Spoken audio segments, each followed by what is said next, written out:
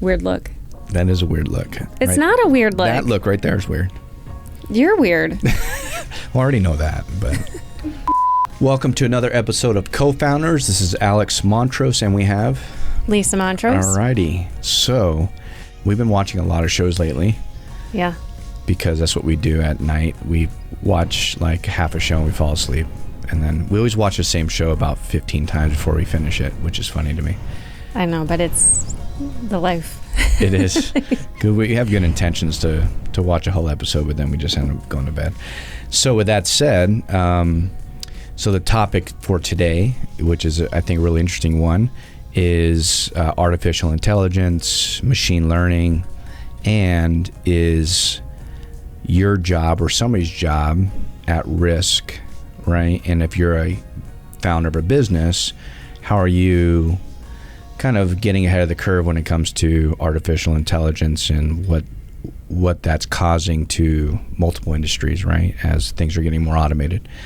So what was the last we watched? What shows were they recently? The Feed.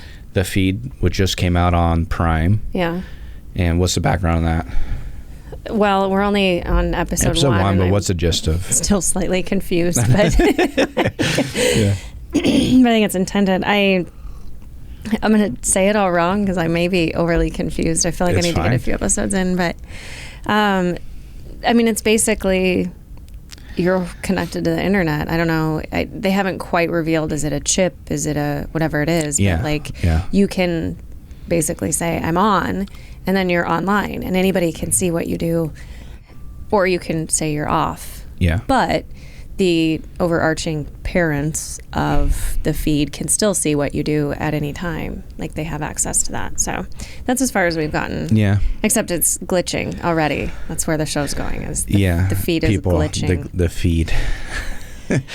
It's interesting. We'll see where it goes. And we just finished The Island, which was I don't know. It was probably not worth anybody's time to go through it. Netflix. And Netflix usually does really good shows. Yeah. But it was also, they're prisoners that are hooked up into this simulation is what they call it. But they're basically in this liquid solution. And then they're envisioning themselves on this island. And I mean, we finished watching the show. I still don't know that I get what the point was.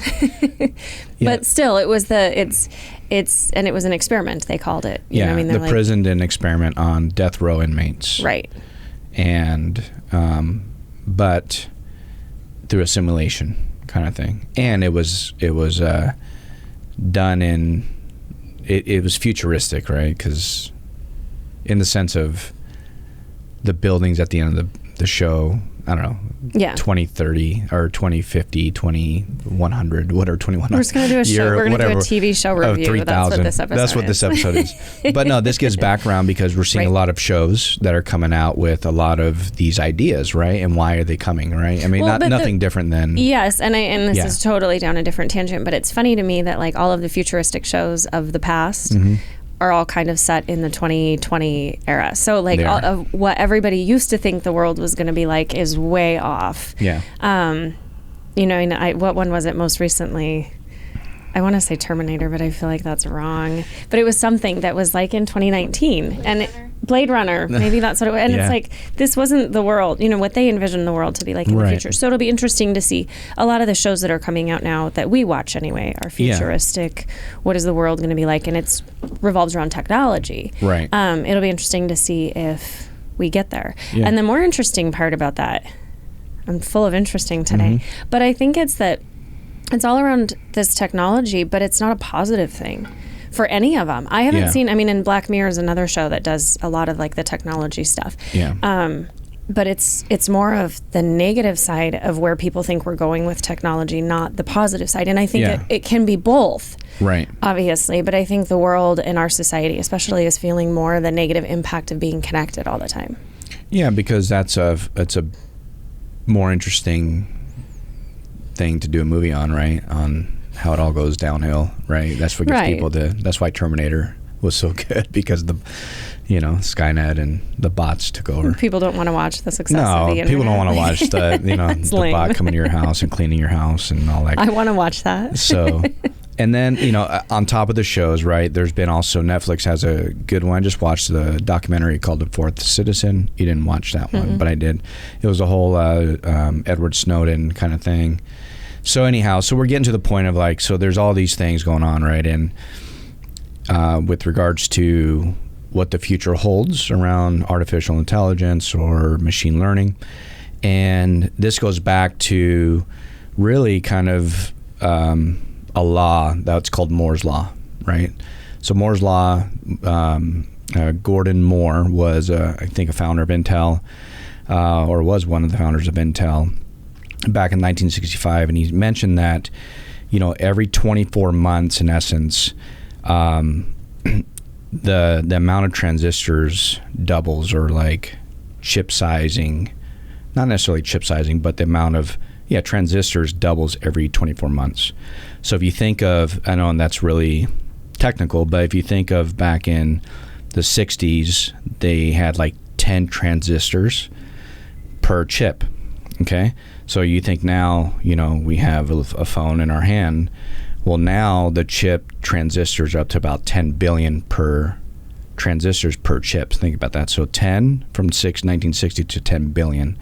And transistors are in essence like, it has to do with like semiconducting and input of energy or electrical components to, I know I'm losing it right now. Yeah. So anyhow, I'll stop there. Right. But anyhow, I'll stop there. But the point of it is, if you're able to double the amount of capacity, you can double the amount of information that can be, in essence, stored over time, right? That's why nowadays you can literally have on the Library of Congress, pretty much on a chip, right? You don't have to have a big building. And why we carry computers in our hands. Yeah, in our hands. So this is always an interesting topic because we have a lot of conversations with our friends. We're in the real estate industry, and there's always a question around, at what point does a job become obsolete, right? So we're seeing that take place in other industries. Agriculture is going down, right? A lot of automations happen in manufacturing, agriculture. You look at any store you go into now, there's kiosks, right? Replacing, you look at your supermarket where they had 30, used to have 30, people at the front. And now we work there. We work there now. We're the ones scanning items. I just don't get paid to work at the grocery store. We just don't get paid to score, we don't get any pay for that. So, so is AI coming for your job? Is it coming for your business? It's a good question. So what do you think? Like, what do you think about the possibilities of, in the next 10 to 20 years? What does that look like? Well, I think we would be naive to say it isn't. And I think, especially in the real estate industry, a lot of people hang on to, everyone's always going to need a real estate broker, and that may be true, but what they need them for is different than what they needed them for before. Mm-hmm. Now the general public has access to almost everything online, and so now what they need a broker for is different. Mm-hmm. So I think it'd be naive to think that they aren't coming. I'm also of the mindset, though, that in some industries you have to have that human touch, and it scares me to think that at some point we're going to do away with that. I go get my nails done, and I want a person doing it because I want to talk to somebody, and I want to feel like I have some sort of human connection, because so much of what we do nowadays is behind a screen or behind a phone, or how many people don't even talk on the phone anymore? Everything's via text or something else, so you have that human interaction. So I think that some industries you have to have the human touch, but I think that we would be naive to say that AI can't replace quite a bit of those jobs. Whether you're talking AI computer program, a computer program where it used to be someone would have to manually enter data, and now you can pull data from a spreadsheet and it's doing it on its own. You don't need that data entry role anymore. Or if you're talking about a machine that is harvesting corn, as opposed to it having to be a field of people doing it. Mm-hmm. You have machines who do it. So I don't know what 10 to 20 years from now is going to look like. I'd like to think I'm always needed, but I don't know. So, recently MIT came out with a study. It was done with the thought in mind that jobs aren't, and this is kind of a new way of looking at AI, or I always say AI and machine learning, two different, similar but different, that in essence, it's not necessarily going to replace a job. It will replace jobs, but it's going to replace more tasks. Right. That are required to do a job, right? So if we look at today, anything that's, necessarily needing, you to perform a simple task, to your point, like you said, data entry type stuff, those type of things will erode over time because, technology will, in essence, be able to automate a lot of that. And we're already seeing it today, right? That's nothing new.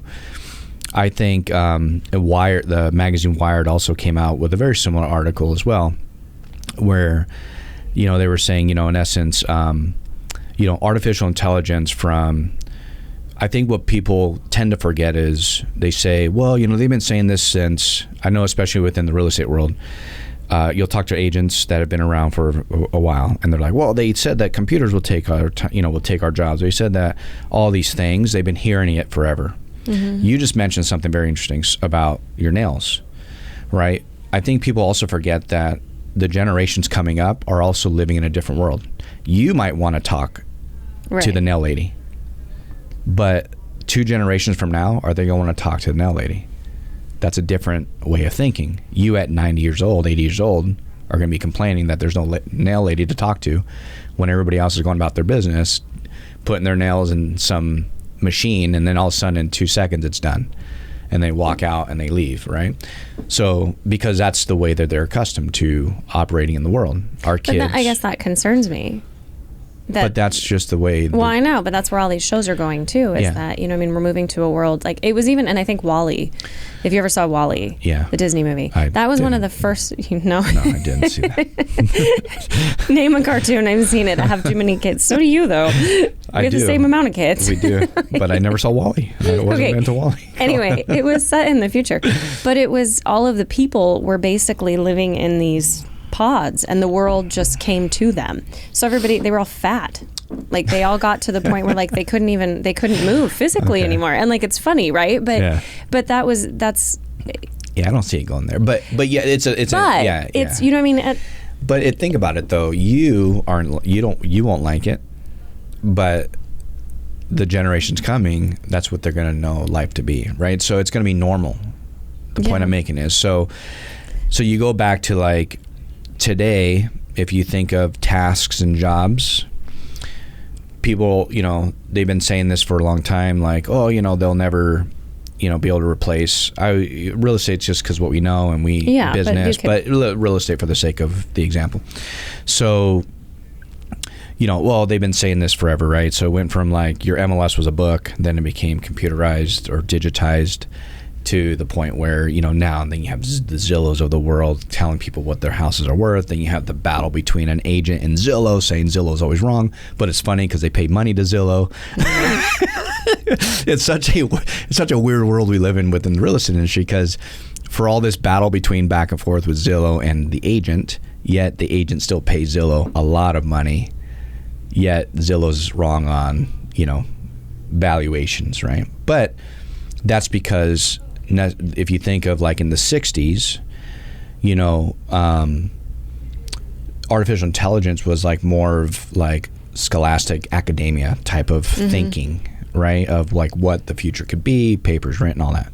So this is nothing new, but not until like the early 2010s, 2012, 11 was it started to become more than just a niche. And this is all based off of kind of the article that was written in Wired magazine, that if you think of it today, your emails are being completed, right? When you start typing an email, you got analyzation of like information, surveillance. You look at like facial recognition coming into play.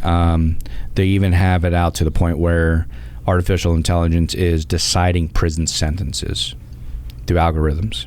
Okay, so all this is now starting to. So you look at the acceleration. This goes back to then Moore's law, how fast. And there are commentaries or papers written that Moore's law is dead, because at 10 billion transistors per chip, right? I mean, you're talking like measuring in nanos, right? That you in essence have your capacity is it's kind of hard to go any smaller than that. Yeah. So now but at the same time, with 10 billion transistors, you can actually do, like, what more can they do with that? And I think that that's the evolution of Moore's law, is that, yes, it's doubled over the course of these many years. Now it's, okay, now we got to this place where we can't, in essence, and again, I'm no expert in this, but I know a little bit, can you create something that you can add more to? There might not be the ability to do that. Now it's, how do we create more from what we have? Well, how do you use it? How do you use it now?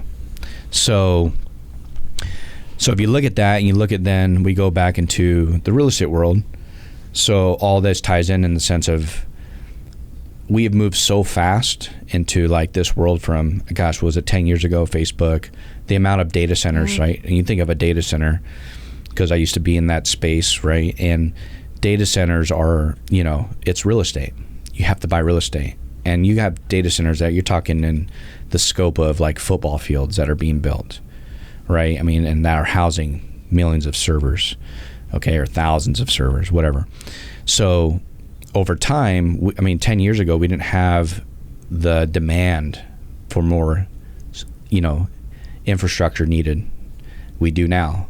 And I think people forget that what it took 20 years ago to say that same thing. Well, they've always been saying that, yeah, but 20 years ago to like 10, like the amount of progress we've made, further, I think, validates that, yes, you do need to have more. You need to focus on, not focus necessarily that your job's going to go away, but how much more value are you going to add to what you do? Because there will be a change in redistribution of like the workforce, right? You're going to be repurposed for things. Go ahead. Well, I think you can start with real estate, because again, that's a huge portion of what we know. I don't know that the real estate agent is necessarily going to go away, but they have to be in tune with what's happening in the world, what's happening with Zillow, what's happening with iBuyers, what's happening with these things. How do they adjust? Because what you were learning in real estate 10 years ago, yes, the basic sales skills in real estate need to be the same. Mm-hmm. You still need to connect with people. That's a sales. It doesn't matter what you're selling. Yeah. But your job is different. You can't go to somebody and say, I'm the one who's going to find you the perfect house because I have access to the MLS. Well, so do they now, through Zillow, through Redfin, through other sites. So I think that what people in the real estate industry and other industries need to consciously be aware of at all times is, how is this changing, and how do I need to change so that I'm still relevant? Yeah. Because if you're still trying to do what you were doing 20 years ago, your buyers and sellers out there, they're in a different field. Well, that goes back to the comment I made around generations to come. So if you looked at the nail scenario, you look at then what are 2 generations from now, what is the buying experience going to be for them? Yeah. And if you don't have that in mind, right, if you look at our kids and how they operate in the world today, right, heads down, texting, no call, no communication, how much more is that going to grow, right, into, not to say in that regard to like not communicating with humans, but it's going to be a different way of communicating. But there's less and less of it. The information that you can readily have available in an instant is only going to get better. Yeah, Zillow might suck today, but that doesn't mean Zillow's going to suck 10 years from now. Zillow doesn't suck. No. Actually, let me take that back. Be careful here. Let me take that back. Zillow doesn't suck. What I mean is that's the argument between the agent and Zillow, that their valuations on homes are always wrong, right? That's what we hear. I mean, that's what people post about on Facebook. They're always talking about how Zillow's wrong. I'll rephrase that. The point I'm making is, though, but if Zillow is good enough to do it the way they're doing it today, that can evolve. That's the point I'm making. Is like, how much better is that going to get? That will get better because technology and the algorithms will get better. Right. So the goal, and I think the gist of kind of what we're talking about, is you can't bury your head in the sand and hope that what you do today, that they're always going to need you, right? Or the consumer. it will change, but you need to continue to add value to what you do. And that means growing in skills and what you know, continue to improve on your, within your business. And I think more importantly is like, try to look for the niches in your business. I think a lot of people go into, the red ocean, and where everybody's competing, and they're missing out on the blue ocean stuff, where like, if you can go to the niche, you actually have a lot more opportunity until more people go to that niche, and then you get out of that, you find another niche. And if you can continue finding the niches in whatever industry you're in, you will always have a place to add value to somebody and to the broader consumer, right? Well, I think one industry that you can, hands down, anybody can take a look and see that it's been changed is retail. And, and for you sure. have, and Amazon. Yeah. Amazon was a bookstore. It was an online bookstore. That's what they did. And I remember I wanted to buy a book 15 years ago or whatever it was, and I went to Amazon. And now my mentality around online shopping has totally changed in that I don't go to a company website first. I don't go to Sephora.com or Nordstrom.com unless I've checked Amazon first to see what the price is on Amazon. So Amazon has completely, I think, changed the way that retail works. And a lot of stores, you're seeing storefronts go away. Payless Shoe Store went away. There's I think Sears also. There's a ton of stores that have just gone away because everybody's going to the online shopping, and that online experience is enough for them. And so I think retail has had to completely change what they do. And you look at the Walmarts and the Targets who are in competition with Amazon for Amazon Fresh, groceries, even that type of thing. You can get it, now Amazon Fresh, you can get groceries within 2 hours. If you need them. Costco has stepped up and said, we'll deliver your groceries in 2 hours. Walmart and Target, you can pull up and they'll put your groceries in your car for you in 2 hours. So I think you're seeing this trend change, and businesses following suit to say, okay, you can fight it and your storefront's going to close. Yeah. That's basically what's going to happen, and that's what's been proven. If you can keep up with them, you still have a niche, or you have a way. It's not necessarily a niche, but you still have an in that market. So I think with any industry, that's what you have to look at is what is the leader doing in the industry? What's succeeding for them? Can I compete with that? And how do I change my business model to compete with that? Yeah. So. No, it's always going to be an interesting topic to see how it unfolds over the next so many years. But quick optimizing moment. So. If you're already in business today, or you're thinking about getting into business, there's a lot of information out there and research that can help, I think, define what a potential niche would be into a broader market. So the suggestion would be that if you're, for example, in our business, we could have easily went into the business of selling real estate, which we did. We did in the past, Lisa and I. But we understood that there was a blue ocean opportunity within management of transactions, as well as an opportunity to continue to transform that market or that niche into a more digital experience. As we continue to grow in our business, we're looking at how do we implement more of a digital transformation mindset to our overall niche. So the suggestion is, as you're looking to get into business or continue to grow your business, look at ways that you can digitize what you need to, right, for the functioning of your organization, as well as create more efficiencies into the business and automation. Don't be scared of automation, but embrace it, because that's where a lot of the efficiencies are going to come and help you scale over time, as well as keep you on track to meet the needs of the consumer or whoever you serve in the future, as well as you continue to stay on top of the trends. So, just keep that in mind. I think having that mindset will always have you focused on improving the business in the right areas that matter as you grow your business over time. So with that said, I know we can talk about this topic forever, but I think our time is coming to a wrap. And I'll let you wrap up because you're looking at me with these weird looks. I'm not looking at you. You always say that, and I don't look at you with weird looks. Weird looks. I don't. Go ahead. Take it back. Just take it back. I take it back. Okay. Thank you for joining us, as always, and we'll see you next time on Co-Founders.